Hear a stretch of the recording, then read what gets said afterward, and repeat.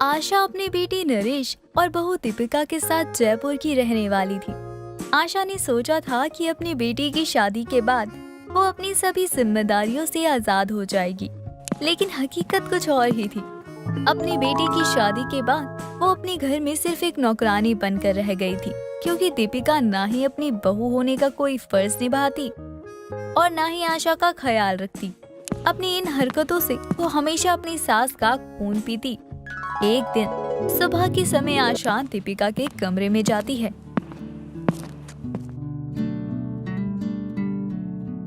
बहू, ये क्या है? सुबह के 10 बज रहे हैं, तू अभी तक सो रही है। उठ जा, ये तेरा मायका नहीं ससुराल है। माँ जी, सोने दीजिए। क्यों सुबह सुबह चिल्लाकर मेरे सिर में दर्द कर रही हो? मैंने नाइट में बहुत रात तक मूवी देखी है, मुझे नींद आ रही है। जाइए आप यहाँ से। बहू, कुछ तो लिहाज कर ले अपनी सास का। ना जाने मेरी बेटी ने तेरे अंदर ऐसा भी क्या देख लिया जो तुझे शादी करके यहाँ ले आया, मेरा खून पीने के लिए। बहू होते हुए भी मुझे कभी बहू का सुख नहीं दिया तूने। माँ जी, जब से मैं शादी करके इस घर में आई हूँ तब से यही डायलॉग सुन रही हूँ मैं आपका।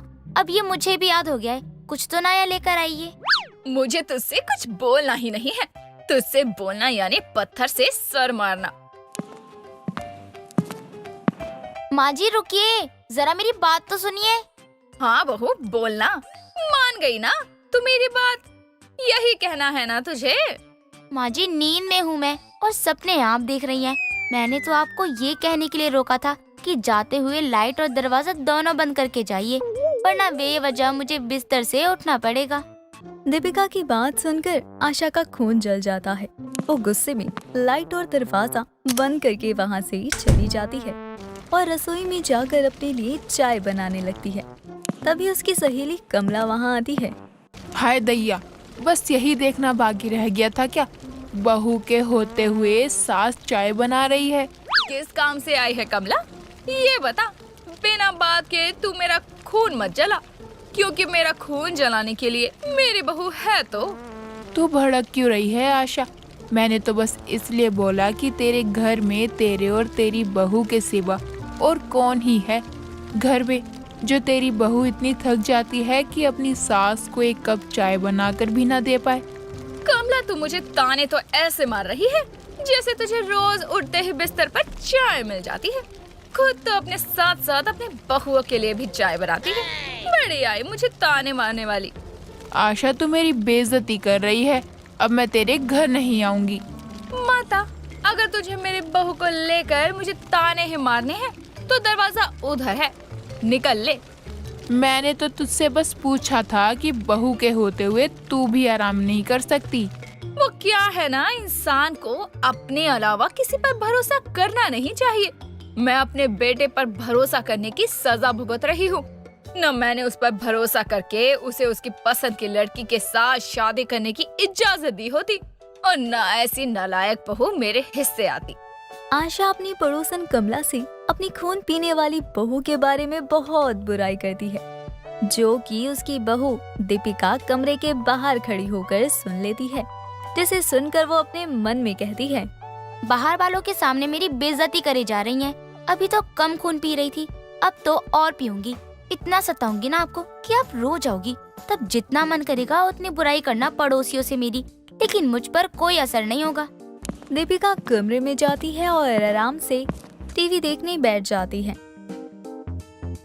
वहीं दूसरी तरफ आशा चाय नाश्ता करके अपने कामों में लग जाती है और कमला अपने घर जाती है। थोड़ी देर बाद कुरियर वाला उसके घर आता है। आशा दरवाजा खोलती है। अरे बताइए, क्या काम है?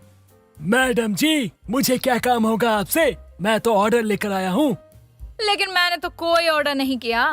मैडम जी, इस ऑर्डर पे नाम दीपिका लिखा है। क्या आप दीपिका हैं? नहीं, मैं दीपिका नहीं हूँ, उसकी सास हूँ। मैं हूँ दीपिका, लाइए मेरा ऑर्डर। कुरियर वाला दीपिका को पार्सल देकर चला जाता है, जिसके बाद दीपिका भी अपना पार्सल लेकर वहाँ से जाने लगती है। तभी आशा उसे रोक लेती है। बहू, कहाँ जा रही है तू? और इसमें क्या ऑर्डर कर कर मंगवाया है तूने?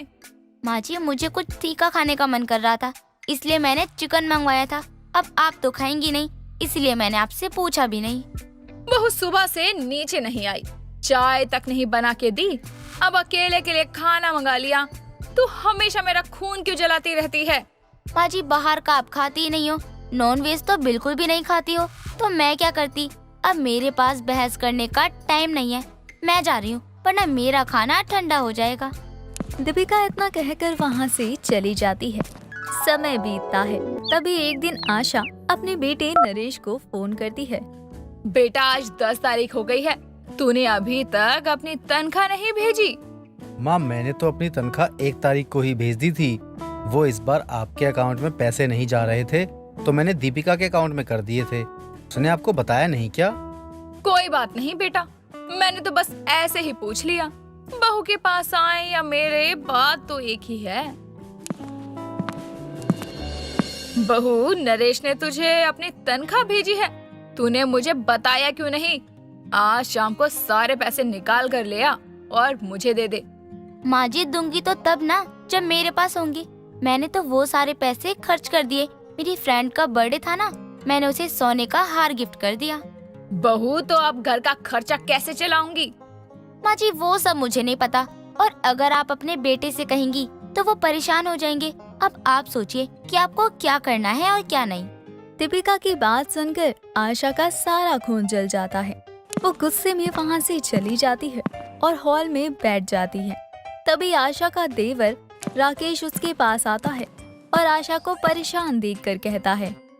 क्या हुआ भाभी जी, आप कुछ परेशान लग रही हो? अब क्या बताऊं देवर जी, पता नहीं पिछले जन्म में न जाने मैंने कौन से कर्म किए होंगे जो मुझे ऐसे खून पीने वाली बहू मिल गई। कभी कभी तो ऐसा दिल करता है कि इसे इतनी दूर फेंकाऊं जहां इसके कोई अता पता ही ना चले। तो इसमें कौन सी बड़ी बात हो गई? मेरा एक दोस्त है जो कि मुंबई में रहता है। वो गरीब और मजबूर लड़कियों को बाहर देश में नौकरी लगवाता है। आप कहो तो मैं उसी के साथ आपकी बहू का सौदा करवा देता हूँ। आपकी बहू के बदले वो आपको बहुत सारे पैसे देगा और इससे आपकी बहू को सबक भी मिल जाएगा। जब दूसरे के घर में झाड़ू पोछा करेगी तब उसे बुद्धि आएगी। हाँ, सौदा तो बुरा नहीं है, इसी बहाने इसके ऊपर मेरे जितने पैसे खर्च हुए हैं वो मिल जाएंगे और इस खून पीने वाली बहू से छुटकारा भी मिल जाएगा। हाँ हाँ, छुटकारा मिल जाएगा और उसके बाद आप अपने बेटे की शादी अच्छी जगह करवाना। हाँ देवर जी, बिल्कुल सही कहा आपने।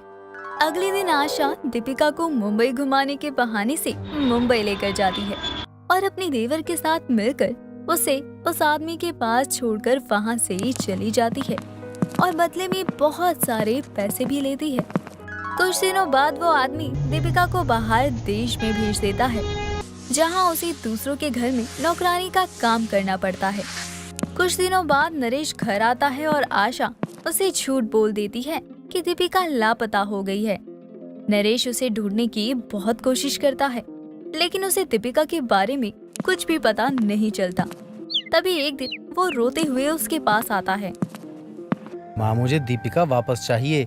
मैं उसके बिना नहीं जी सकता हूँ। माना वो बिना माँ बाप की बच्ची थी, अनाथ बच्चों के साथ पली बड़ी थी, जिसके चलते उसे लोगों की इज्जत करना, रिश्ते निभाना नहीं आता था।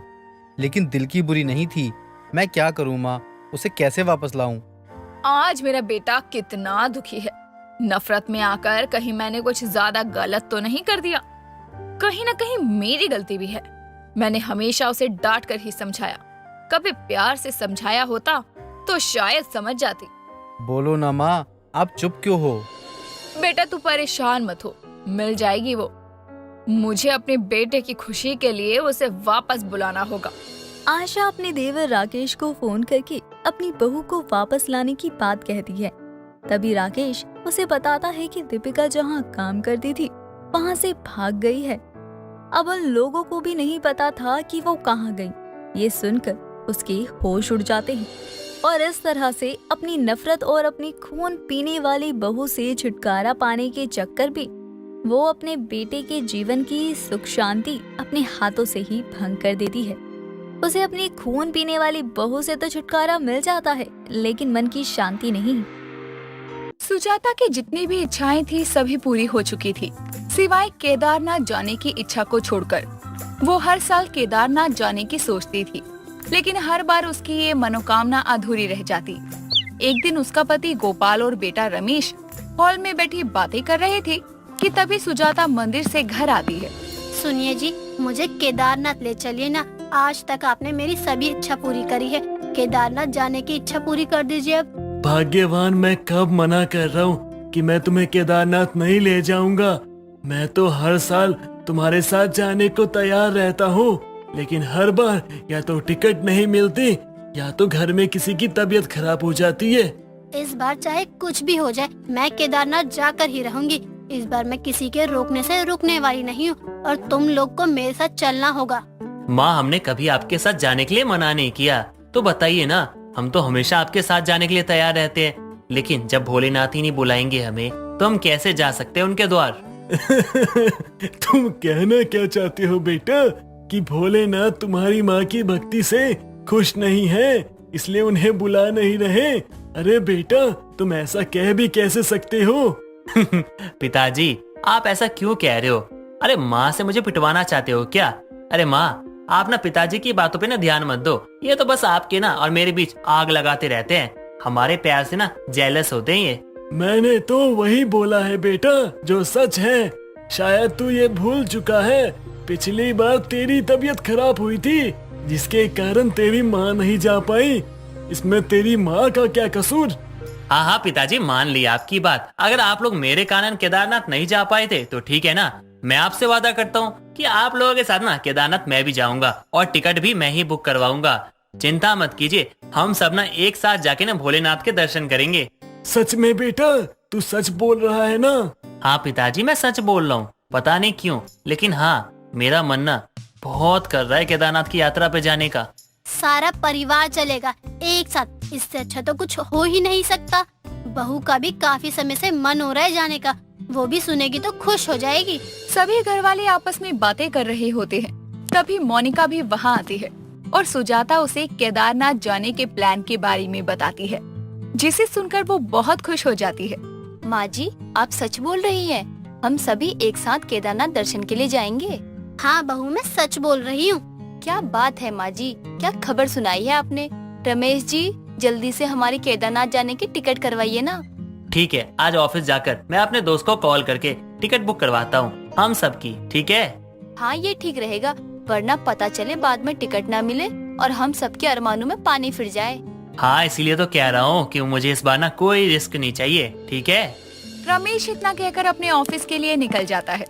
थोड़ी देर बाद वो ऑफिस पहुंचता है और अपने सभी काम को खत्म करने के बाद वो अपने दोस्त को केदारनाथ के टिकट के लिए कॉल करता है, जिससे उसे पता चलता है कि अधिक बर्फबारी की वजह से मंदिर बंद हो गया है और सीधे 6 महीने के बाद खुलेगा।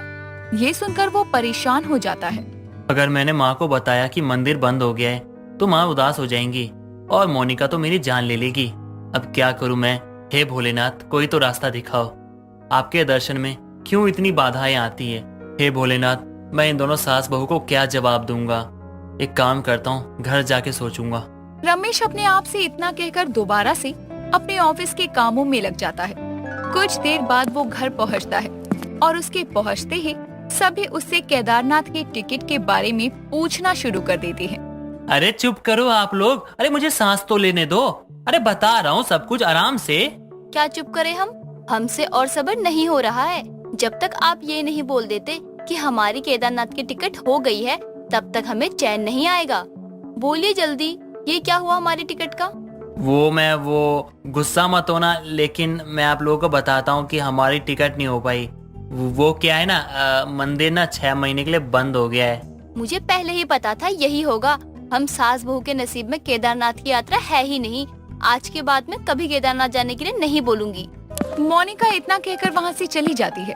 समय बीतता है, देखते ही देखते 6 महीने गुजर जाते हैं और मंदिर के खुलते ही रमेश अपने पूरे परिवार की केदारनाथ जाने की टिकट करवा लेता है और घर आकर अपने परिवार को आवाज देता है। आज मैं आप लोगों को बहुत ही बड़ी खुशखबरी सुनाने वाला हूँ, जिसे सुनकर ना आप सभी खुश हो जाओगे। तू तो ऐसे कह रहा है जैसे तूने केदारनाथ जाने की टिकट करवा दी है। क्या सही गैस किया पिताजी आपने। मतलब तूने सच में हम सबकी केदारनाथ जाने की टिकट करवा ली? हाँ पिताजी, हम सबकी केदारनाथ जाने की टिकट हो गई है। ये तो सच में बहुत खुशी की बात है बेटा, तूने तो मेरा सपना पूरा कर दिया। बहू सुना तूने, रमेश क्या कह रहा है? माँ जी सुन लिया मैंने, लेकिन मुझे यकीन नहीं हो रहा कि हम लोग टिकट होने के बाद भी जा पाएंगे। बहू तू ऐसे क्यों बोल रही है? अब तो टिकट भी हो गई है, अब क्या परेशानी है तुझे? माँ जी टिकट हो गई, लेकिन देखना जाते जाते कोई न कोई प्रॉब्लम जरूर हो जाएगी और फिर हमारा जाना नहीं हो पाएगा। इसीलिए अब मैंने उम्मीद लगाना ही छोड़ दिया है कि हम केदारनाथ जा भी पाएंगे। मोनिका, ये कोई बात नहीं होती है, ठीक है? जरूरी नहीं है कि हर बार कैंसिल हो जाए। अरे हर बार हो जाता है तो ये जरूरी थोड़ी है इस बार भी हो जाएगा। हो चाहे ना हो, लेकिन मुझे कोई उम्मीद नहीं है, इसीलिए मैं अभी से ही मना कर रही हूँ कि मैं नहीं जाऊंगी आप लोग के साथ केदारनाथ की यात्रा पर। जब मेरा जाना लिखा होगा तब मैं चली जाऊंगी। मोनिका इतना कहकर अपने कमरे में चली जाती है।